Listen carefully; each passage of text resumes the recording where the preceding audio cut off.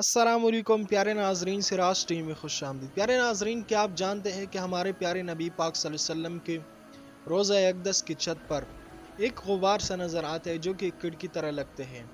क्या आप इसके बारे में जानते हो कि किस मकसद के लिए बनाया गया है? इसके पीछे क्या मकसद है? क्या ये पहले से था या अभी बनाया गया है ये गुबार जो कि कीड़ की तरह नज़र आता है?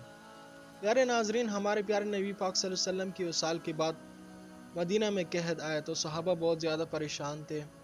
तो चंद सहाबा हज़रत आयशा सिद्दीक़ा रज़ी अल्लाह ताला अन्हा के पास आए और इस कहत के बारे में और लोगों की परेशानी के बारे में अर्ज़ किया। प्यारे नाज़रीन, हज़रत आयशा रज़ी अल्लाह ताला अन्हा ने अर्ज़ किया कि रसूलुल्लाह सल्लल्लाहु अलैहि वसल्लम और आसमान के दरमियान रोज़ा अक़दस की छत हाइल है।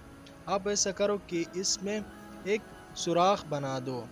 उस वक्त खजूर के टहनों से बनी छत में एक रोशनदान बनाया गया था। तो प्यारे नाजरीन, उसके बाद ऐसे बारिश हुई और ऐसे सरसब्जा हुई कि ऊंट इतने बड़े हो गए थे खाने की वजह से, लगता था कि जैसे मोटापे की वजह से पट जाएंगे और खुशहाली आ गई थी। तो प्यारे नाजरीन, उसके बाद जब नई तामीरात हुई तो इस तरह रोशनदान बनाया गया है।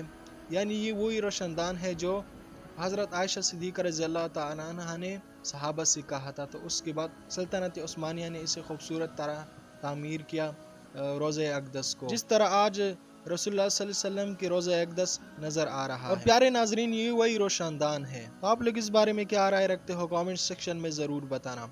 मिलते हैं किसी और वीडियो में, तब तक के लिए अल्लाह हाफ़िज़।